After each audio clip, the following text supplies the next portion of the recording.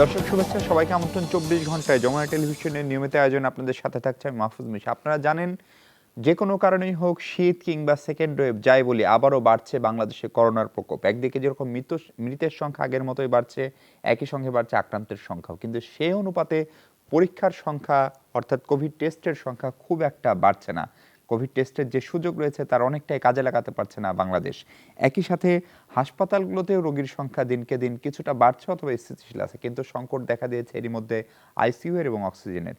প্রশ্ন হচ্ছে, এই পরিস্থিতি যদি অব্যাহত থাকে, জনসচেতনতা যদি না বাড়ে এবং আক্রান্তের হার যদি এরকম থাকে, তাহলে এপ্রিল, মে, জুনে যে আমাদের অভিজ্ঞতা, সেই অভিজ্ঞতা থেকে আমরা কতখানি শিখলাম, এবারের করোনার চিকিৎসা ব্যবস্থাপনা বাংলাদেশ কতখানি আগের মতো সামাল দিতে পারবে কিনা, সেসব নিয়ে নির্মোহ বিশ্লেষণ করতে চাই, খুঁজতে চাই সমাধানের রাস্তা এবং ঠিক করতে চাই করণীয়। সেসব নিয়ে আলোচনা করব। শিরোনাম নির্ধারণ করেছি করোনা চিকিৎসা ব্যবস্থাপনা।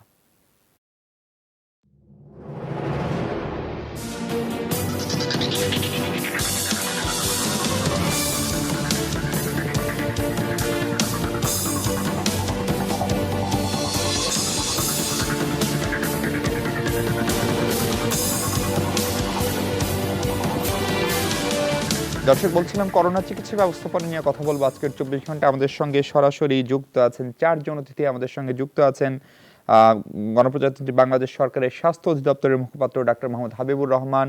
আমাদের সঙ্গে আরও যুক্ত আছেন জাতীয় টেকনিক্যাল পরামর্শক কমিটির সদস্য এবং মেডিসিন বিশেষজ্ঞ সিনিয়র চিকিৎসক প্রফেসর ডাক্তার তারিকুল ইসলাম। আমাদের সঙ্গে যুক্ত আছেন চট্টগ্রাম জেনারেল হাসপাতালের senior consultant doctor Mohammad Abdur রব, এবং আমাদের সঙ্গে যুক্ত আছেন কোভিড বিশেষায়িত হাসপাতাল, যেটি কুয়েত মৈত্রী বাংলাদেশ সরকারি হাসপাতাল, তার আইসিইউ বিভাগের প্রধান ডাক্তার মোহাম্মদ আসাদুজ্জামান। আপনাদের চারজনকে স্বাগত আজকের ২৪ ঘন্টায়। আলোচনা শুরু করতে চাই আমরা প্রফেসর তারিকুল ইসলাম স্যার, আপনাকে দিয়েই। একটু যেটা বুঝতে চাই যে পরিস্থিতি আবার বেশ খানিকটা খারাপ হচ্ছে, সেই অর্থে যদিও আমরা দেখছি যে প্রতিদিন আমরা ১৬-১৭ হাজারের মতো টেস্ট করছি, কিন্তু স্বাস্থ্য অধিদপ্তরের পরিসংখ্যান বলছে যে আমাদের এখন যে কটি ল্যাব চালু আছে ১৩৭টি, তার ভিতরে ১১২টি পিসিআর ল্যাব, ১৫টি জিন এক্সপার্ট এবং 10টি র্যাপিড অ্যান্টিজেন সম্প্রতি চালু হলো, সেটি আরও বাড়বে। ফলে আমরা প্রায় ১০৫০ টেস্ট করতে পারি, কিন্তু আমাদের টেস্টের পরিমাণ এত কম কেন? এটা কি কোনো কারণে মানুষই কি টেস্ট করতে কম নিরুৎসাহিত হচ্ছে, নাকি আমরা মানুষকে অধিক টেস্ট করতে আগ্রহী করে তুলতে পারছি না? ধন্যবাদ আপনাকে, যমুনা টেলিভিশনের দর্শক শ্রোতাদেরকেও ধন্যবাদ। আমার সঙ্গে যারা অন্যান্য অতিথি আছেন তাদেরকে আমি শুভেচ্ছা জানিয়ে আপনার প্রথম প্রশ্ন যেটি, এটা আমার মনে হয় যে যখন থেকে কোভিড নিয়ে আমরা কাজ শুরু করেছি সেই সময় থেকেই একই প্রশ্ন আমাদের কাছেও ঘুরে ফিরে বারবারই আসছে। সেটা হচ্ছে যে আমরা টেস্টের সংখ্যা বাড়াতে পারছি না কেন? এখানে এটা মানে একটা কথায় বা একটা কারণ দিয়ে বোধহয় এটার কোনো ব্যাখ্যা সম্ভব নয়। এটা মাল্টিফ্যাক্টোরিয়াল। সরকারের একটা টেস্ট করতে বেশ অনেক টাকা খরচ হয়। আমার জানা মতে নিয়ারলি ৩ থেকে ৩,৫০০ টাকার মতো, এবং সরকার এটা ফ্রি করেন। আর আপনি যে লম্বা লিস্টের কথা বললেন, এর মধ্যে কিন্তু বেসরকারিও আছে। বেসরকারিরা তো অর্থের বিনিময় করে থাকেন। সব মানুষের কিন্তু সেই সামর্থ্য নাও থাকতে পারে, যে কারণে মানুষ বেসরকারিতে যে হ্যাঁ করেন, যাদের বিত্তবান তারা নিশ্চয়ই যান।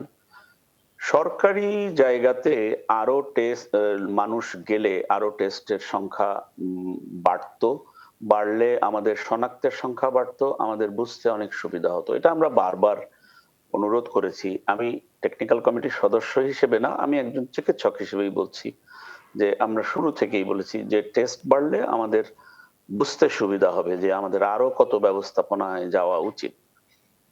যেটা আপনি সর্বশেষ যোগ করলেন সেটা হচ্ছে অ্যান্টিজেন টেস্ট। অ্যান্টিজেন টেস্ট 10টা জায়গায় এটা যাত্রা শুরু হয়েছে। অ্যান্টিজেন টেস্টের একটা সীমাবদ্ধতা আছে। অ্যান্টিজেন টেস্ট পজিটিভ হলে আপনি এটাকে ধরে নিতে পারবেন, কিন্তু নেগেটিভ হলে আপনি বলতে পারবেন না যে কোভিড নাই। অতএব তাকে আবার কিন্তু পিসিআর এর মাধ্যমেই তাকে পাঠাতে হবে যে না, সিমটম বা উপসর্গের সন্দেহ লাগছে, কিন্তু এখানে নেগেটিভ আসা মানে এটা কিন্তু নেগেটিভ নাও হতে পারে। তো এই সব জিনিসগুলোকে যদি আমি মাথায় রাখি, আমি ৩ নম্বরে নিয়ে আসতে চাই হচ্ছে আমাদের জনগণকে। জি, যেটা গত কয়েক মাস ধরে আপনাদের টেলিভিশন সহ বিভিন্ন টেলিভিশনে একই কথা আমরা অনুরোধ, বিনয় সাথে বলেছি যে দেখেন স্বাস্থ্যবিধির কোনো বিকল্প নাই। সেটা ভ্যাকসিন নিয়েও বলেছি যে ভ্যাকসিন কবে আসবে, কবে পাবো? তারপরেও স্বাস্থ্যবিধি আমাদেরকে মেনে চলতে হবে। কিন্তু আমাদের জন্য যেটা হয়েছে দেখেন, আমরা যদি সরকারি হিসাব ধরি, তাহলে ৩০ থেকে ৪০ জনের এখন ডেথ হচ্ছে প্রতিদিন। আমি জি, গড় বললাম আরকি। কোনদিন কম, কোনদিন বেশি, হোয়াটএভার মেবি। যে কারণে মানুষের মধ্যে যে মানে সচেতনতা, সেই জিনিসটা কিন্তু গ্রো করেনি। মানুষ আ আ সরকার আ মানে আমরা জীবন জীবিকার কথা যেটা শুরু থেকে জি, শুনে আসছিলাম, অবশ্যই সেটা প্রয়োজন ছিল। না হলে আজকে বাংলাদেশে যে ভারতে কে জিডিপি বাংলাদেশের চেয়ে এই করোনাকালীনেও বা বেশি হতো না। বাংলাদেশ ছাড়িয়ে গেছে। এটা আমাদের জন্য যেমন একটা ভালো খবর, পাশাপাশি মানুষ এটাকে এত সাধারণভাবে নিয়েছে যে মাস্ক পরা যে অত্যন্ত জরুরি, এই জিনিসটা মানুষের মধ্যে এটা এখনো আমাদের ব্যর্থতা। আমাদের বলতে আমরা চিকিৎসক শুধু নই, সবার ব্যর্থতা যে এবং আমরা প্রশাসন, তাদেরকে সরকার, ওরিয়েন্ট গণমাধ্যম করতে সবাই। পারিনি। জি, স্যার আমি আবার আপনার পারিনি কাছে আমরা। আসবো। আমি একটু ডাক্তার হাবিবুর রহমানের কাছে যেতে চাই। ডাক্তার হাবিব, আপনি নিশ্চয়ই প্রফেসর তারিকুল ইসলামকে শুনছিলেন। এই টেস্ট করানোর ক্ষেত্রে মানুষের যে অনীহা, সেটি একটা জায়গা। দ্বিতীয় জায়গা হচ্ছে আমরা দেখলাম যে ম্যাজিস্ট্রেট নামিয়েও অনেকে মাস্ক পরেন না এবং মাস্ক না পরার পেছনে নানা রকম অজুহাত আমরা টেলিভিশনেও দেখছি, আমাদের সহকর্মীরাও কাজ করছেন। কারো দম বন্ধ হয়ে যায়, কারো ভালো লাগে না, এরকম। ফলে আপনারা নিঃসন্দেহে স্বাস্থ্য অধিদপ্তর হয়তো মানুষের ভিতর থেকে ভয় খানিকটা কাটাতে পেরেছে। কিন্তু সেই ভয় কাটানোটা আবার আমাদের জন্য বিপজ্জনক, হিতে বিপরীত হয়ে যেতে পারে কিনা সংক্রমণের মাত্রা যদি এরকমই থাকে? ধন্যবাদ আপনাকে। আপনি যথার্থই বলেছেন যে মানুষের মধ্যে ভয়টা হয়তো এই মুহূর্তে নাই। এবং আমিও মনে করি যে ভয় না থাকার কারণেই মানুষ আ মাস্ক পড়তে চাচ্ছে না। আর পরীক্ষার কথা যেটা বলছেন সেটাও অনেকটা একই কারণ যে আ মানুষ করোনা ভাইরাসকে ভয় করছে না। মনে করছে যে এটা একটা সর্দি জ্বরের মতো একটা সাধারণ বিষয়। মৃত্যুর হার এখানে কম। বিশ্বের অন্যান্য দেশের তুলনায় আমাদের দেশে কিন্তু মৃত্যুর হার অনেক কম। ১.৪৩% মাত্র। তো এই সবকিছু বিবেচনায় মানুষের মনের মধ্যে থেকে এই ভয়টা চলে গেছে। করোনার শুরুর দিকে যে একটা আতঙ্ক ছিল সেটা এখন আর নাই। আমরা অবশ্য বলেছি আতঙ্কিত না হতে। কারণ আতঙ্ক আরেকটা রোগ, আরেকটা সমস্যার সৃষ্টি করতে পারে। তো সেইজন্য আ আমরা আতঙ্কিত না হতে বলেছি। কিন্তু তাই বলে সচেতনতা তো থাকতেই হবে। মানুষকে বুঝতে হবে। আমরা কিন্তু এই পর্যন্তই আমাদের স্বাস্থ্য বিভাগ বলেন, প্রশাসন বলেন, রাজনৈতিকভাবে বলেন, সামাজিকভাবে বলেন, আমরা সবাই চেষ্টা করেছি গোটা বাংলাদেশের সকল মানুষকে এটা বোঝাতে যে স্বাস্থ্যবিধি মেনে চলতে হবে এবং করোনা ভাইরাস প্রতিরোধে আমাদের পরীক্ষা-নিরীক্ষাটাও যথোপযুক্তভাবে করতে হবে। আমরা একটা ল্যাবের মাধ্যমে শুরু করেছিলাম। কেবল আইডিসিআর জি, একটা ল্যাব পরীক্ষা করত করোনা ভাইরাস আরটিপিসিআর। সেখানে আমরা এখন ১৩৭ টা ল্যাবে পরীক্ষা করি। আমাদের সক্ষমতা আছে ৫০,০০০। অথচ মানুষ কিন্তু পরীক্ষা করতে আসছে মাত্র ১৫,০০০, না, ১৬,০০০, সেই জায়গাটা ১৭,০০০ জায়গাটা তার আমি বেশি জানি। কিন্তু হাবিব ভাই, আপনাকে আসছে না। আরেকটা প্রশ্ন একটু এই সুযোগে করতেই চাই। ধরেন আমরা জানি যে কনট্যাক্ট ট্রেসিং ও খুবই জরুরি ছিল। যেটা হয়তো শুরুতে আমরা করতে পারি নাই, আমাদের ল্যাবের সীমাবদ্ধতা, জনবলের সীমাবদ্ধতা। কিন্তু এখন আপনারা কেন কনট্যাক্ট ট্রেসিংটা করে অন্যদেরকে পরীক্ষার জন্য নিয়ে আসছেন? এটা হচ্ছে একটা প্রশ্ন। পাশাপাশি হচ্ছে যে এই যারা আক্রান্ত হচ্ছেন তাদের ফ্যামিলি মেম্বার বা তার সংস্পর্শে আসা, যেটাও বৃহত্তর অর্থ কনট্যাক্ট ট্রেসিং। সেই কাজটা তো করার মতো সক্ষমতা এখন আপনাদের আছে, স্বাস্থ্য অধিদপ্তর আছে। তাহলে সেটি কেন করছেন না? ধরেন যে ১৭,০০০ মানুষ টেস্ট করছে, তার ভিতরে ১২-১৩% পজিটিভ হচ্ছে। তাদের আত্মীয়-স্বজন বা কাছাকাছি যারা এসে তাদেরকে কেন আপনি পরের দিন বাধ্যতামূলক টেস্ট করাচ্ছেন না? এখন কাউকে জোর করে বাধ্য করাটা স্বাস্থ্য বিভাগের কাজ নয়। আমরা কিন্তু মানুষকে সচেতন করছি এবং এইটুকু আমি বলতে পারি যে আপনি যেকোনো বাংলাদেশের যেকোনো নাগরিককে যদি প্রশ্ন করেন, ২ টা প্রশ্ন যদি করেন যে আপনাকে কি মাস্ক পরা উচিত? তারা কিন্তু বলবে যে হ্যাঁ, মাস্ক পরা উচিত। আপনি কি আপনি যদি প্রশ্ন করেন যে আপনি কন্টাক্টে আছেন কোনো পজিটিভ রোগী, সেখানে আপনার কি টেস্ট করানো উচিত? তারা বলবে টেস্ট করানো উচিত। তারপরেও তারা আসছে না। এটা তাদের জনগণের নিজস্ব সচেতনতার একটা বিষয়। স্বাস্থ্য বিভাগের দায়িত্ব হলো চিকিৎসার ব্যবস্থা করা আর জনগণকে সচেতন করা। বিষয়গুলো তাদেরকে বোঝানো। জি জোর করে বাড়ি থেকে কাউকে আনা কিন্তু আমাদের স্বাস্থ্য বিভাগের জি দায়িত্ব নয়। আমরা সেটা পারবও স্বাস্থ্য না। বিভাগের সেই দায়িত্বের কিন্তু অসংখ্য উদাহরণও আমাদের সামনে আছে। ধরেন আমরা যদি স্বাস্থ্য পরিবার কল্যাণ বিভাগের থেকে আমরা সম্প্রসারিত টিকাদান কর্মসূচি আপনারা সফল করেছেন, পরিবার পরিকল্পনা কর্মসূচি সফল করেছেন। ফলে স্বাস্থ্য বিভাগের দায়-দায়িত্ব কি সেটা নিয়ে আলাদা আলোচনা হতেই পারে। আমরা একটু ডক্টর মোহাম্মদ আসাদুজ্জামান সাহেবের কাছে যেতে চাই, যিনি কুয়েত মৈত্রী হাসপাতালের আইসিইউ ম্যানেজমেন্ট করেন এবং সেই বিভাগের প্রধান।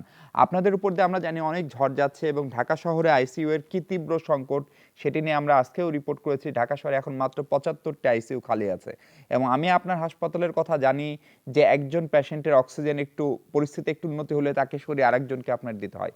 ফলে এখন রোগীর চাপটা কিরকম অনুভব করছেন? বিশেষ করে গত ২-১ সপ্তাহে আইসিইউতে রোগীর চাপ কতখানি বাড়ছে সেই অভিজ্ঞতাটা যদি একটু আমাদের বলেন।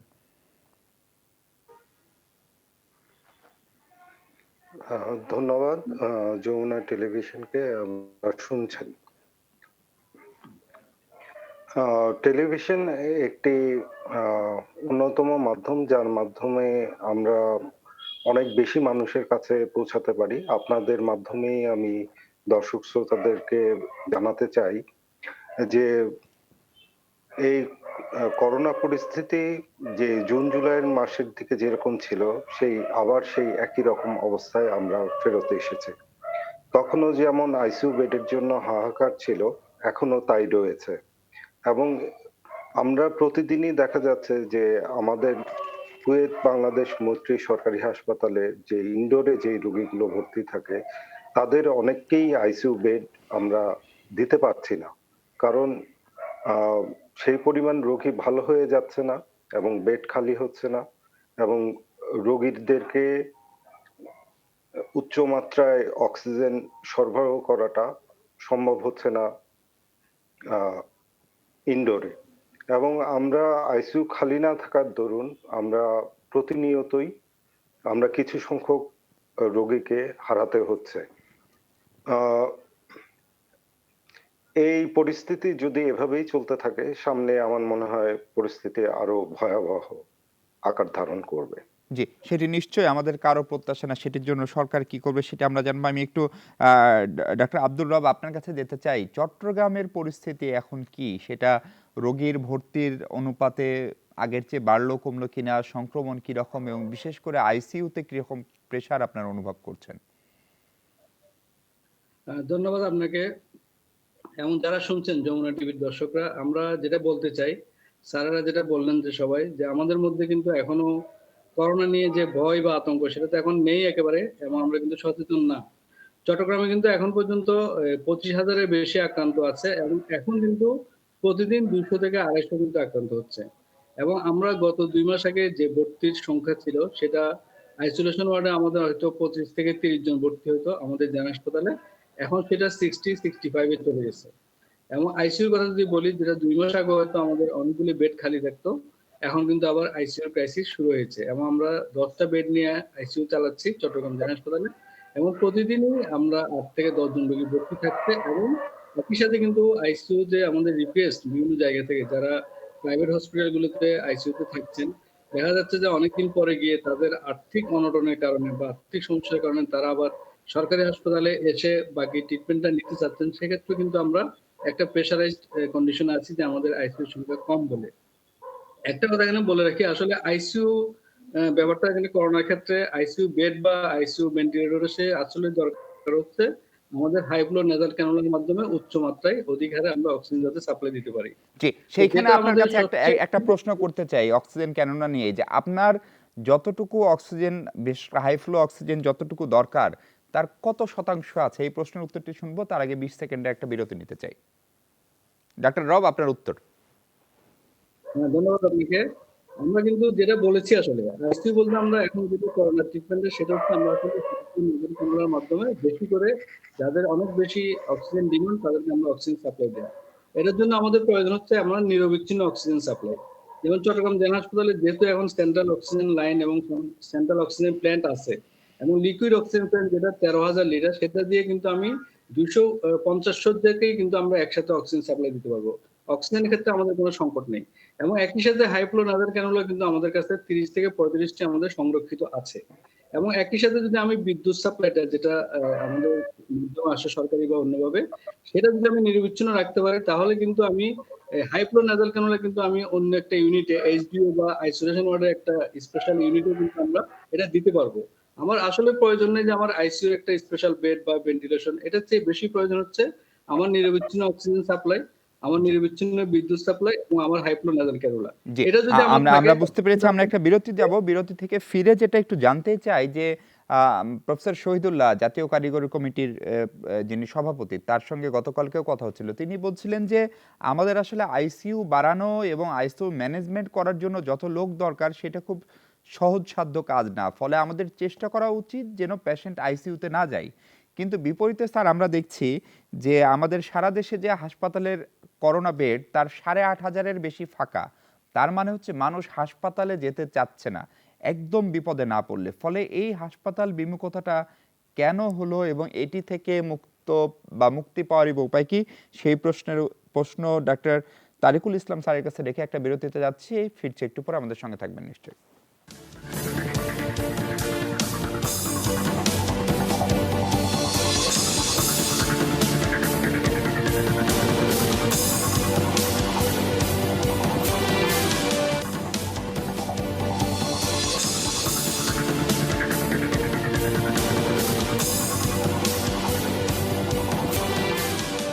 দর্শক অনেক ধন্যবাদ সঙ্গে থাকার জন্য এবং স্বাগত যারা যুক্ত হয়েছেন। অধ্যাপক তারিকুল ইসলাম স্যারের কাছে ফিরতে চাই। স্যার, যে প্রশ্নটি ছিল যে হাসপাতাল বিমুখতা একটা তৈরি হয়েছে কিনা বিশেষ করে করোনা রোগীদের, এবং খুব ঝামেলায় না পড়লে একদম আইসিইউতে না যেতে হলে তারা হাসপাতালে যাচ্ছেন না। আমি আপনার এই প্রশ্ন উত্তর অন্যান্য বিভিন্ন টেলিভিশনে বিভিন্ন সময় দিয়েছি। তাও আমি খুব অল্প কথার মধ্যে একটু গুছিয়ে বলার জন্য একটু পিছন ফিরে তাকাতে চাই। দেখেন, যদি রোগ বিন্যাসের কথা বলেন, বলা হয় প্রায় 80% মানুষের হচ্ছে মাইল্ড বা মৃদু উপসর্গ নিয়ে তারা ভোগেন, বাসায় থাকেন, ভালো হয়ে যান। 10-15% রোগী তারা মডারেট বা মধ্যম উপসর্গে থাকেন। আমাদের কনসার্ন যেটা, দুজন এখানে আইসিইউ বিশেষজ্ঞ আছেন, তারা যেটা নিয়ে যুদ্ধ করছেন সেটা হচ্ছে ধরেন ম্যাক্সিমাম 5% রোগীর। এখন আমি একটা ছোট্ট অঙ্ক দিয়ে আপনাকে বুঝাই। আজকে ফর এক্সাম্পল 2000 কেস শনাক্ত হয়েছে, এর 5% মানে কিন্তু 100টা রোগীকে যদি সিভিয়ার কোভিড অথবা এআরডিএস নিয়ে তারা প্রেজেন্ট করে এবং তাদের যদি আইসিইউতে দিতে হয়, একটা পেশেন্ট আইসিইউতে ঢোকা মানে এই পেশেন্টটাকে বের হতে অ্যাটলিস্ট 2 উইকস। তাহলে প্রতিদিন 100 যদি আপনি যোগ করেন, তাহলে 15 দিনে 1500 রোগী কিন্তু জমে যাচ্ছে, কিন্তু একটা রোগীকে আমরা বের করতে পারছি না। এই আইসিইউ সংকটের এই জায়গাটা যদি নীতি নির্ধারকরা বুঝতে পারেন ভালো করে, তাহলে কিন্তু সবচেয়ে ভালো হয়। আমরা বোঝানোর চেষ্টা করছি বা আমরা বহুবার বলেছিও, ডক্টর হাবিব আছেন এখানে, ওনারা বিভিন্ন সময় নানান রকম পরিসংখ্যান যেগুলো দিচ্ছেন, পরিসংখ্যান হয়তো সত্য, কিন্তু পরিসংখ্যানের সঙ্গে বাস্তবতার সঙ্গে কিন্তু একটা রূঢ় বিমুখতা আছে। এবং সত্যি কথা বলতে কি, এটা আপনাকে মানতে হবে যে প্রতিদিন যদি 100 সিভিয়ার কেস ডক্টর রবের কাছে যদি তার 10টা যায়, উনি তো 10 জনকে ছুটি না দিতে পারলে 10 জনকে আইসিইউতে অ্যাকোমোডেট করতে পারছেন না। তাহলে এই যে জমে যাচ্ছে এবং আমরা বলছি আইসিইউতে বেড নাই, রোগী মারা যাচ্ছে, আইসিইউতে বেড না থাকার জন্য তাকে এইচডিইউতে রাখা হয়েছে, ম্যানেজমেন্ট সেরকম দেওয়া যাচ্ছে না, বা ইনটিউবেট করার প্রয়োজন হতে পারে। সবকিছু মিলিয়ে আমার কাছে আপনার যে প্রশ্নটা ছিল যে আমরা যারা পরীক্ষা করছেন না, হাসপাতাল যাওয়ার বিমুখতা দেখাচ্ছেন, তারা কারা? তারা কিন্তু ওই মৃদু বা মধ্যম উপসর্গের। কিন্তু যার শ্বাসকষ্ট হচ্ছে, সে সরকারি হাসপাতালে জায়গা না পেয়ে সে কোথায় যাচ্ছে? সে বেসরকারি হাসপাতালে যাচ্ছে। বেসরকারি হাসপাতালে একটা পেশেন্টের যদি আইসিইউতে যেতে হয়, আমি একটা মানে আপনাকে একটা ফিগার বলবো, এটা আমার মনে হয় বাংলাদেশের মানুষও জানেন যারা হাড়ে হাড়ে ভুগছেন। জি, ৫ লক্ষ টাকার নিচে ওখান থেকে বেরিয়ে আসা ভেরি ডিফিকাল্ট। খুবই সেটা আইসিইউ চার্জ বলেন, ওষুধের কথা বলেন সব বা মিলিয়ে। বিভিন্ন পরীক্ষা-টরীক্ষা সব মিলিয়ে। যে এটা কি একটা সাধারণ মানুষের পক্ষে বহন করা সম্ভব? অ্যাবসার্ড। তাহলে সাধারণ মানুষ কি করছে? হয় গা ছেড়ে দিচ্ছে, আর ওই যেটা বললেন যে হাসপাতালের বিমুখতা, অবশ্যই যে খুব বিপদে না পড়লে হাসপাতালে যাব না। আর যা যাচ্ছে তাই তো সামাল দেওয়া এই আইসিইউ কনসালটেন্টদের পক্ষে সম্ভব হচ্ছে না। সম্ভব হচ্ছে না। তাহলে মানে আমরা মূল জায়গাটা যদি বুঝতে পারি, আমি একদম খুবই ম্যাথমেটিক্যাল ক্যালকুলেশনে বোঝানোর চেষ্টা করলাম যে ৫% যদি প্রতিদিন সিভিয়ার কেস হয় আর তাকে যদি আইসিইউতে নিতে হয়, তাহলে তো আমাদের অবস্থা খারাপ। আমরা খুবই সেটাকে খারাপ হবে। করার মতো পরিবেশে এখন আর নাই। জি, আমি আমি আর এই তার আমি চেয়ে বড় এই কথা, আমি আমি আমি একটু এখানে আর একটা লাইন শেষ করি। আমরা ইনফেকশন প্রিভেনশন কন্ট্রোলে আমরা বলে আসছি ৮-৯ মাস ধরে। এই জায়গাগুলো এখনো, আপনি তো কন্টাক্ট ট্রেসিং এর কথা বলছিলেন, আমার খুব ভাল লাগছিল আপনার কথা শুনে। জি, কন্টাক্ট ট্রেসিং ওই মানে কিছু পূর্ব রাজাবাজার হেন তেন করে করা হয়েছে, কিন্তু এরপরে আর কোনো কন্টাক্ট করা হয়নি। ট্রেসিং হয়েছে এটা আমার জানা মতে নাই। আর দ্বিতীয় যেটা, সেটা হচ্ছে খুবই জরুরি, সেটা যে একটা মানুষ কেন যেতে চায় না এই কারণে, আমি যেমন এখন রুগী দেখি, জি, আমি যেমন রুগীকে বলছি যে আপনি বলে আমাকে যা চিকিৎসা দিবেন বাসায় বসে দেন। আমি বললাম দেখেন এক সময় আপনার স্যাচুরেশন যখন ৯৩ এর নিচে চলে আসবে, আমি কোনো মতেই আপনাকে বাসায় রাখার পরামর্শ দিতে পারবো না। আমাকে বলতে হবে আপনি হাসপাতালে যান। অবশ্যই হাসপাতালে সব রুগী আইসিইউর জন্য নয়। হাসপাতালেও প্রায় ৮০% রুগী তারা সুস্থ কিন্তু হয়। বিনা জি, আইসিইউতে জি। চিকিৎসা স্যার নিয়ে আমি আবার আবার আপনার বাড়িও কাছে ফেরত চলে আপনার যাচ্ছেন। কাছে আসবো।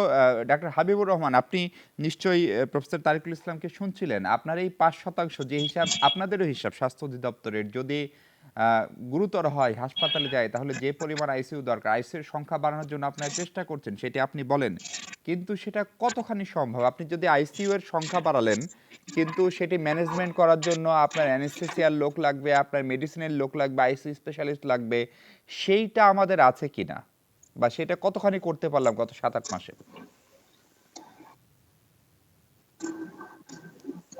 আমি একটু পিছনে ফিরে যেতে চাই, অর্থাৎ চিটাগাং এর থেকে যে আমাদের আইসিইউ স্পেশালিস্ট যে বক্তব্যটা দিলেন যে কেবল আইসিইউ নয়, আমাদের হাই ফ্লো নেজাল ক্যানুলা কিন্তু অত্যন্ত গুরুত্বপূর্ণ ভূমিকা রাখে। তো আমাদের কিন্তু আইসিইউর পাশাপাশি সেই হাই ফ্লো নেজাল ক্যানুলাও রয়েছে। সেই বিষয়টা আমাদের মাথায় রাখতে হবে। আর আপনি যে কথাটা বলেছেন যে আইসিইউ ইচ্ছা করলে আমরা বাড়াতে পারি কিনা। আমরা ক্রমান্বয়ে বাড়াচ্ছি। আপনি দেখবেন ৫-৭ দিন আগে আমাদের আইসিইউ ছিল ৫৫৫ টা। আর সেখানে আমরা এই মুহূর্তে ৫৭৮ টা করেছি। এখন আমাদের হয়তো আইসিইউ বেড আমরা দিতে পারবো। কিন্তু ইচ্ছা করলেই কি একজন অ্যানেস্থেসিস্ট দিতে পারবো? কারণ একজন অ্যানেস্থেসিস্ট স্পেশালিস্ট যতক্ষণ পর্যন্ত সেই স্পেশালিস্ট আমার আছে ততক্ষণই আমি আইসিইউর ব্যবস্থা করতে পারবো। আর না হলে আইসিইউর বেড যতই থাকুক, সাজ সরঞ্জাম, লজিস্টিক যতই থাকুক, আমি কিন্তু সেটা পারবো না। আমাদের অ্যানেস্থেসিস্টের সংকট তো আছেই। তো সেটা আমাদের মাথায় রাখতে হবে। সেই দিক বিবেচনা করে আমরা এখন চিন্তা করছি যে আমাদের মেডিকেল অফিসারদেরকে আমরা একটা সংক্ষিপ্ত প্রশিক্ষণ দেওয়ার চিন্তা করছি। আমরা তাদের কাছে নাম চেয়েছি বিভিন্ন প্রতিষ্ঠানে, যেহেতু আপনারা মেডিকেল অফিসারের নাম পাঠান যারা অ্যানেস্থেসিয়ার উপরে ট্রেনিং দিতে চান। আমরা তাদেরকে সংক্ষিপ্তভাবে একটা ট্রেনিং দিয়ে অন্তত আইসিইউ ম্যানেজমেন্ট বা ইনস্ট্রুমেন্ট গুলো যাতে ম্যানেজমেন্ট করতে পারে সেই ধরনের একটা ব্যবস্থা দিয়ে আমরা চাচ্ছি যে আমাদের জি, সেই আয়োজনটাকে সেটি আরেকটু খুবই বৃদ্ধি সাময়িক করার একটা জন্য। ব্যবস্থা এবং সম্ভবত খুবই স্বল্পমেয়াদী ব্যবস্থা। আমি যদি একটু ডাক্তার আসাদুজ্জামান, যিনি আইসিইউ ম্যানেজমেন্ট করেন, ডাক্তার আসাদুজ্জামান কি আছেন আমাদের সঙ্গে? স্যার আপনার কাছে যদি একটু জানতে চাই, এই যে স্বাস্থ্য অধিদপ্তরের যে চিন্তাভাবনা যে মেডিকেল অফিসারদেরকে একটা শর্ট কোর্স করে বা অল্প ট্রেনিং দিয়ে আইসিইউ এর দায়িত্বে দেওয়া বা ন্যূনতম বিষয়গুলো শেখানো। আমি খুবই জানা কথা, সাধারণ কথা, নন মেডিকেলের লোক হিসেবে আমরা বুঝি যে আইসিইউতে যে পেশেন্ট যান তিনি গুরুতর। ফলে সেই ম্যানেজমেন্ট কি অল্প ট্রেনিং দিয়ে করা সম্ভব, বিশেষ করে কোভিডের মতো রোগে? অথবা আপনাদের আইসিইউ যারা ম্যানেজ করতে পারেন সেরকম লোকের সংখ্যা আসলে আমাদের কতখানি আছে? ধন্যবাদ আপনাকে। আসলে এটা সম্ভব না। কারণ হচ্ছে যে আমরা যে সিভিয়ার কোভিড এর যে কথাটা বলছি 5% এবং আমরা যদি এজ ডিস্ট্রিবিউশন হিসেবে চিন্তা করি তাহলে এই 5% পেশেন্টের মধ্যে যদি আমরা ডিভাইড করি দেখা যাবে যে মোর দেন 80% কেসেস আর মোর দেন 60 ইয়ার্স এবং 60 ইয়ার্স যে পেশেন্ট গুলো থাকে সেগুলোর বিভিন্ন কোমরবিডিটি থাকে। এটা শুধু হাই ফ্লোর ব্যাপার না যে এটা একটা মেশিন আমি রান করে দিলাম এটা চলতে থাকলো। আমাকে কিন্তু ডিল করতে হয় হাইপারটেনশন নিয়ে, আমাকে ডিল করতে হয় আনকন্ট্রোলড ডায়াবেটিস মেলাইটাস নিয়ে। কারণ আমাদের স্ট্যান্ডার্ড অফ কেয়ারের মধ্যে একটা জিনিস আছে স্টেরয়েড। আপনি যখনই একটা পেশেন্টকে স্টেরয়েড দিবেন তার ব্লাড প্রেশারটা কন্ট্রোল করা খুবই ডিফিকাল্ট হয়ে যায়। সেখানে এই ব্লাড প্রেশার কন্ট্রোল করার জন্য আমরা সিরিঞ্জ পাম্পে পর্যন্ত ইনসুলিন দিতে হয়। এই অনেকগুলো টেকনিক্যাল বিষয় আছে যেই জিনিসগুলো আসলে যে ১ মাসের ট্রেনিং দিয়ে কাউকে আমি শিখিয়ে দিলাম, সেই জিনিসটা আসলে সম্ভব হয় না। জি, স্যার আমি আমি বুঝতে পেরেছি। একটু যে আমি একটু আমার আমি একটু মাঝখানে কথা বলবো উইথ পারমিশন। G, please. সেটা হচ্ছে আসাদ, ও তো আমার ছাত্র এবং ও তো খুব ভালো একজন কম্পিটেন্ট আইসিইউ স্পেশালিস্ট। আমরা টেকনিক্যাল কমিটি থেকে সারা বাংলাদেশে কত অ্যানাস্থেটিস্ট এবং কত ক্রিটিক্যাল কেয়ার পার্সন আছেন এনাদের একটা লিস্ট দিয়েছিলাম যে তাদেরকে এই আপৎকালীন সময়ে, যেমন কেউ গ্রামে অর্থাৎ সাব সেন্টারে, কেউ ডিস্ট্রিক্টে, কেউ এমন এমন জায়গায় আছেন যেখানে উনি ইউটিলাইজড হচ্ছেন না। আমরা বলেছিলাম যে প্লিজ বিশেষ একটা দেশের আপৎকালীন সময় তো বিশেষ অনেক কিছুই জি, ভূমিকা বিশেষ নিতে হয়। আদেশে। বলেছিলাম জি, যে এনাদেরকে নিয়ে এসে এনাদেরকে বিভিন্ন জায়গায় প্লেস করেন সো দ্যাট তাদের কাছ থেকে আমরা দেশের এই ক্রান্তি লগ্নে সার্ভিসটা পেতে পারি। এটা আমি মে মাসের ৫ তারিখের কথা বলছি, যখন মন্ত্রী মহোদয়ের সাথে মিটিং হয়েছিল। সেটি আর এখনো আজকে হয়নি। কিন্তু না, সেটি এখনো জি, হয়নি। সেটি কেন হয়নি সেটি নিয়ে আমরা নিশ্চয়ই হাবিব ভাইয়ের কাছে আমরা জানতে জানি চাইবো। না, আমাদের কাজ তো পরামর্শ দেওয়া, কিন্তু জি, জি, এক্সিকিউশন জি, করা তো নিঃসন্দেহে আমরা আমরা হাবিবুর আমরা রহমান সাহেবরা একটু এক্সিকিউশন আমরা করবেন। একটু ডাক্তার রবের কাছে যেতে চাই। যে আপনার এখানে ধরেন আইসিইউ এর সংকট রয়েছে, কিন্তু আইসিইউ পরিচালনার জন্য, আইসিইউ দেখভাল করার জন্য যে মানুষ, যে চিকিৎসক, যে স্পেশালিস্ট, তার সংকট চট্টগ্রামেও কি একই রকম? ধন্যবাদ আপনাকে। এই সংকট কিন্তু চট্টগ্রাম কেন, সারা বাংলাদেশে আসলে আছে। ক্রিটিক্যাল কেয়ার মেডিসিন কিন্তু আমাদের দেশে নতুন ভাবে, মানে কিছুদিন আগেই মাত্র আমাদের ক্রিটিক্যাল কেয়ার মেডিসিন ডিপার্টমেন্ট বা এখানে যে পোস্ট গ্রাজুয়েট কোর্স এগুলো চালু আছে। আগে কিন্তু অ্যানেস্থেশিয়ার লোকজনই কিন্তু ক্রিটিক্যাল কেয়ার মানে আইসিইউ গুলো চালাতেন। আসলে কিন্তু শুধুমাত্র অ্যানেস্থেশিয়া দিয়ে কিন্তু মানে আইসিইউ চালানো সম্ভব না। এখানে কিন্তু আপনার ক্রিটিক্যাল কেয়ার মেডিসিনের অনেক কিছু আছে। এই যে আইসিইউ উনি যে বললেন যে একটা পেশেন্টের শুধু অক্সিজেন সাপ্লাই না, তার কিন্তু ডায়াবেটিস কন্ট্রোল, তার কিন্তু হাইপারটেনশন কন্ট্রোল, তার জি, ডায়ালাইসিস লাগতে পারে, তার কিন্তু কিডনি সমস্যা থাকতে পারে, কার্ডিয়াক সমস্যা থাকতে পারে। তাহলে প্রতিটা যে একটা কম্বাইন্ড ট্রিটমেন্ট, যে একটা ইন্টিগ্রেটেড সমন্বিত। ট্রিটমেন্ট, এটার জন্য কিন্তু আমাদের আসলে ক্রিটিক্যাল কেয়ার মেডিসিন স্পেশালিস্ট আসলে বেশি প্রয়োজন। তো সেই তুলনায় কিন্তু আসলে আমাদের দেশে ক্রিটিক্যাল কেয়ার মেডিসিন স্পেশালিস্ট অনেক অনেক কম। আমরা এখন যেটা করছি সেটা হচ্ছে যে আমরা অ্যানেস্থেশিয়া ডিপার্টমেন্টে কিন্তু আইসিইউ চালাচ্ছে। আমার এখানেও কিন্তু তাই। আমাদের চট্টগ্রামে শুধুমাত্র ক্রিটিক্যাল কেয়ার মেডিসিন স্পেশালিস্ট সরকারিভাবে একজনই আছেন।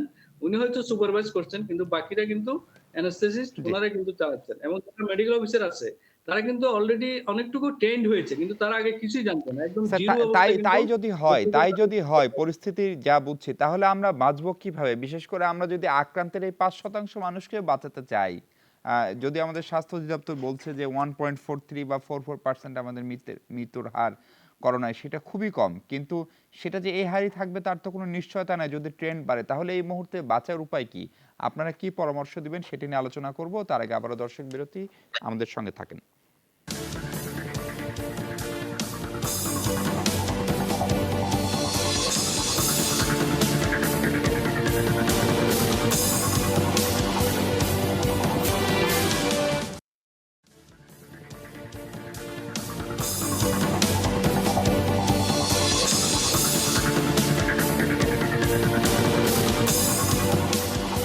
দর্শক অনেক ধন্যবাদ সঙ্গে থাকার জন্য। প্রথম এবং দ্বিতীয় অংশে যে আলোচনা করছিলাম তার সারমর্ম হচ্ছে যে কোনো মানুষ যদি করোনায় আক্রান্ত হয়ে গুরুতর অসুস্থ হন এবং সেই সংখ্যা বা হার যদি ৫% হয়, তাহলে কিন্তু তাদেরকে আইসিইউ দেওয়ার মতো সক্ষমতা, সামর্থ্য বাংলাদেশের এখন পর্যন্ত নেই। তাহলে সেখান থেকে বাঁচার উপায় চিকিৎসকরা অনেকেই বলছেন স্বাস্থ্যবিধি মেনে চলা, কারণ বাকি সমস্যাগুলোর সমাধান খুব শিগগিরই হয়তো করা সম্ভব না। আমরা একটু চট্টগ্রামের ডাক্তার আব্দুর রবের কাছে যেতে চাই। সেক্ষেত্রে এই যখন বাস্তব পরিস্থিতি, সাধারণ মানুষ কিভাবে বাঁচবে এবং সরকারের বা কি করা উচিত? আপনার পরামর্শ কি? ধন্যবাদ। আপনাকে কিন্তু নিজেকেই বাঁচতে হবে। সাধারণ মানুষকে আমি যেটা বলবো যে স্বাস্থ্যবিধি মেনে চলা ছাড়া, যেহেতু আমরা এখনো ভ্যাকসিন পাইনি, একটা ইফেক্টিভ ভ্যাকসিন পাইনি, স্বাস্থ্যবিধি মেনে চলা ছাড়া আপনার এই মুহূর্তে আসলে কোনো বাঁচার কোনো উপায় নেই। আপনারা এখন যা করছেন যে সব জায়গায় গ্যাদারিং করছেন, মাস্ক পরছেন না এবং বিভিন্ন জায়গায় কিন্তু আপনারা এই স্বাস্থ্যবিধি হাত ধোয়া থেকে শুরু করে কিছুই মানছেন না। এটা কিন্তু ভবিষ্যতে আপনাদের পরিণতিটা অনেক খারাপ হতে পারে। আপনারা যারা তরুণ সমাজ, আপনারা কিন্তু বাইরে মেলামেশা করছেন, গ্যাদারিং করছেন, কেউ মাস্ক পরছেন না।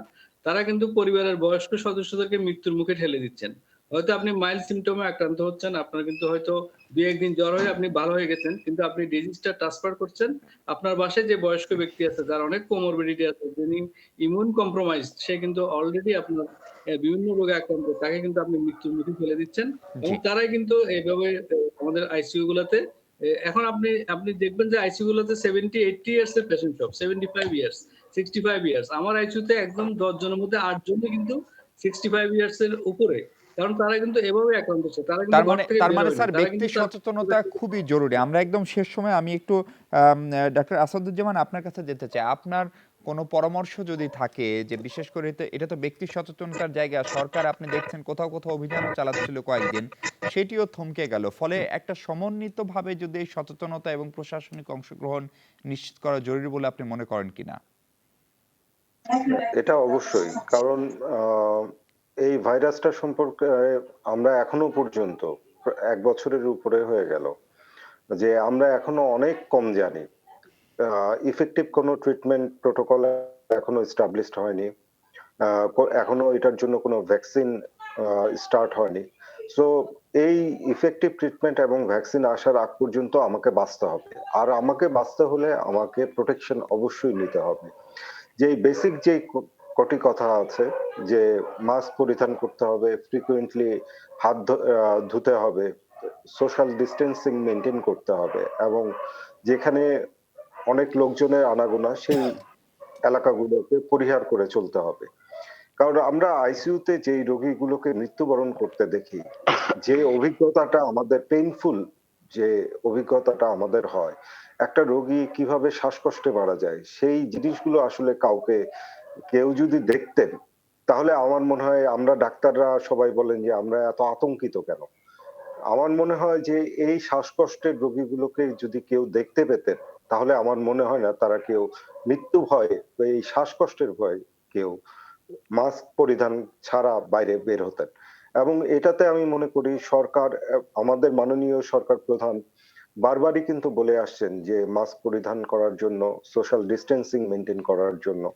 আ এই জিনিসগুলো আমার মনে হয় প্রশাসন থেকে স্বাস্থ্য অধিদপ্তর, স্বাস্থ্য মন্ত্রণালয় থেকে জনগণকে আরো বেশি সচেতন করা এবং আ কঠোর একটি আইন প্রণয়নের মাধ্যমে এবং দৃষ্টান্তমূলক কিছু শাস্তি প্রদান করে আমার মনে হয় যে আ সেটি করা যেতে পারে। সেটিকে করা যেতে পারে। জি, থ্যাংক ইউ স্যার। আমি একটু ডাক্তার হাবিবুর রহমান, আগের অংশে আপনি নিশ্চয়ই শুনছিলেন প্রফেসর তারিকুল ইসলাম বলছেন যে মে মাসের দিকে তারা একটি প্রস্তাব সরকারকে আনুষ্ঠানিকভাবে করেছিলেন স্বাস্থ্যমন্ত্রীর উপস্থিতিতে। যেহেতু আমাদের আইসিইউ ম্যানেজ করার মতো চিকিৎসকের সংখ্যা খুবই কম এবং যারা আছেন তারাও যে জায়গায় আছেন সেই জায়গা থেকে তারা আইসিইউ পরিচালনা বা সেটি দেখভাল করার সুযোগ পাচ্ছেন না বা সেখানে নাই। আইসিইউগুলো আমাদের বড় শহরে এবং বেশিরভাগই ঢাকায়। সরকারি পরিসংখ্যান বলছে যে সারা দেশে আমাদের কোভিড আইসিইউ ঢাকা শহরে ৩১৬টি এবং সারা দেশে হচ্ছে ৫৭৮টি। ফলে সেই সুপারিশটি বাস্তবায়ন করতেই বা এই সময়ে বিশেষ ব্যবস্থাপনায় বাধাটা আসলে কোথায় ছিল? ধন্যবাদ। আপনি দেখেছেন যে শুধু ঢাকা শহরে না, ঢাকা শহরের বাইরেও কিন্তু আইসিইউ আছে। জি, তো সেই আইসিইউ গুলিতেও কিন্তু অ্যানেস্থেসিস্টের প্রয়োজন আছে। তাছাড়া সরকারকে কিন্তু বা স্বাস্থ্য অধিদপ্তরকে কেবল করোনা রোগীর কথা চিন্তা করলেই চলবে না। আমাদের সারা দেশে কিন্তু ইমার্জেন্সি পেশেন্ট আছে যাদের জরুরি অপারেশনের প্রয়োজন। সেখানে সবগুলো অন্তত জেলা হাসপাতালগুলোতে এবং অনেক উপজেলা হাসপাতালেও কিন্তু অপারেশন হয়। যেখানেই অপারেশন হয় সেখানেই কিন্তু অ্যানেস্থেসিস্ট এর দরকার। সুতরাং ইচ্ছে করলেই আমরা সারা দেশের সকল অ্যানেস্থেসিস্টকে এনে এক জায়গায় সমাবেত করতে পারবো না। এই বিষয়টা কিন্তু আমাদের না, এক জায়গায় মাথায় তো রাখতে করতে হবে। বলা হচ্ছে না। বলা হচ্ছে যে জায়গায় উনি অ্যানেসথেসিয়ার তার যে জ্ঞানটা সেটি প্রয়োগ করতে পারবেন সেটা সদর হাসপাতালেও তো হতে পারে নিঃসন্দেহে। অ্যানেস্থেসিয়া যেখানে অ্যানেস্থেসিস্ট আছে অথচ আইসিইউ নাই, সেই জায়গায় আমরা পর্যায়ক্রমে অবশ্যই আইসিইউর বেড বাড়াইবার প্রচেষ্টা নিতে পারি, কিন্তু একটা সদর হাসপাতাল থেকে যদি একজন অ্যানেস্থেসিস্টকে উইথড্র করি, খুব বেশি অ্যানেস্থেসিস্ট যে একটা প্রতিষ্ঠানে আছে তা কিন্তু না। তো সেক্ষেত্রে ওই হাসপাতালের সেবা বিঘ্নিত হবে। জি। তখন তো আপনারাই আবার বলবেন, বা এটা আমাদের দায়িত্ব যে নন কোভিড পেশেন্ট যাদের ইমার্জেন্সি অপারেশন প্রয়োজন, তাদেরকে কিন্তু আমাদের দেখতেই হবে, তাদের চিকিৎসা আমাদেরকে দিতেই করতেই হবে। হবে। সবাই জি, আমাদের জন্য আপনার সমান পয়েন্টটি বুঝতে ইম্পর্টেন্ট। পেরেছি প্রফেসর তারিকুল ইসলাম। তাহলে এই মুহূর্তে ওই অর্থে রাষ্ট্র, সরকার, স্বাস্থ্য অধিদপ্তর তারা হয়তো এই পরিস্থিতিতে খুব বেশি কিছুই করতে পারে না। ফলে পুরো দায়িত্বটা কি ব্যক্তি মানুষকেই সচেতনতা, আচরণবিধি মেনে চলা তার উপর দিয়েই আপাতত থাকতে হচ্ছে? দেখুন, আমি প্রায় ২-৩ মাস আগে এরকম একটা টক শোতে বা এরকম একটা আলোচনায় বলেছিলাম। আমি কেন বলেছিলাম জানি না, আমার মুখ দিয়ে বেরিয়ে গিয়েছিল যে ভ্যাকসিন কবে ভ্যাকসিন নিয়ে প্রোগ্রাম ছিল। আচ্ছা। ভ্যাকসিনের আশায় তাকিয়ে না থেকে ছায়া ভ্যাকসিন হিসেবে মাস্ক আমাদের একমাত্র অবলম্বন। আর তার সাথে যে ২-৩টি স্বাস্থ্যবিধি আছে, যেমন হাত ধোয়া, সোশ্যাল ডিস্ট্যান্সিং, ঠিক আছে। কিন্তু মাস্কের কোনো বিকল্প নাই। মাস্ক আমাদের ছায়া ভ্যাকসিন। ভ্যাকসিন আসলেও মাস্ক পরতে হবে। আমি রিপিট করছি, ভ্যাকসিন আপনি যদি মনে করেন যে অলৌকিকভাবে আগামীকাল ভ্যাকসিন চলে আসলো, ভ্যাকসিন দেওয়া শুরু হলো, কিন্তু মাস্ক ব্যবহার আগামী কত বছরে বন্ধ হবে বা আমি মাস্ক মুক্ত হতে পারবো, এটা জানি না। কিন্তু এখনই বলা যাবে না। তবে ধরে নিতে পারেন যে বেশ কয়েক বছরই আমাদের মাস্ক পরেই চলতে হবে এবং এর কোনো বিকল্প নাই। এবং এ জায়গায় আমি তো মনে করি রাষ্ট্রপ্রধান হিসেবে প্রধানমন্ত্রী কিন্তু কয়েকবার বলছেন যে কঠোর ব্যবস্থা নিন। তাহলে এটা বাস্তবায়ন করার দায়িত্ব যাদের, তারা যদি শাস্তি দিতেন, ঢাকা শহরে ৫টা জায়গা থেকে কিছু মানুষকে মাস্ক না পরার জন্য যদি পুলিশের গাড়িতে তুলে নেওয়া হতো, তাদেরকে যদি আর্থিক দণ্ড দেওয়া হতো, তাহলে তো এটা আপনারা টিভিতে প্রচার করতে পারতেন। ডেফিনিটলি। তাহলে তো মানুষ অন্তত বেরোনোর সময়, হ্যাঁ আমি মাস্কটা নিয়ে বেরোই, সুবিধা মতো জায়গায় পরবো। এখন তো কেউ জি। তাও করে না। জি, জি। এইটা আমাদের আপনার সেই কিন্তু একটা পরামর্শগুলো দুর্বল নিশ্চয়ই জায়গা। সাধারণ মানুষ, সরকার শুনবেন। অনেক ধন্যবাদ প্রফেসর তারিকুল ইসলাম, অনেক ধন্যবাদ ডাক্তার হাবিবুর রহমান, ডাক্তার আব্দুর রব এবং ডাক্তার মোহাম্মদ আসাদুজ্জামান। দর্শক, আপনাদের কাছে আমাদের অনুরোধ হচ্ছে আপনি যে সামান্য অসতর্ক থাকছেন অথবা নিজের ফিটনেসের কথা ভেবে হয়তো মাস্কটি ব্যবহার করছেন না, সেই আপনি কিন্তু আপনার পরিবারের মা, বাবা সহ বয়স্ক মানুষ এবং শিশু সন্তানদেরকে হয়তো ঝুঁকিপূর্ণ করে তুলছেন। কারণ আপনার হয়তো খুব বেশি লক্ষণ প্রকাশিত হবে না যেটা চিকিৎসকরা বলছেন, কিন্তু আপনার বৃদ্ধ পিতামাতা হয়তো তার জীবনটিও হারাতে পারে এই করোনা ভাইরাসের কারণে। কাজেই প্রিয়জনের জন্য হলে সতর্ক থাকুন আরো কিছুদিন, সাবধানে থাকুন, মাস্ক পরিধান করুন। ভালো থাকবেন সবাই, অনেক ধন্যবাদ।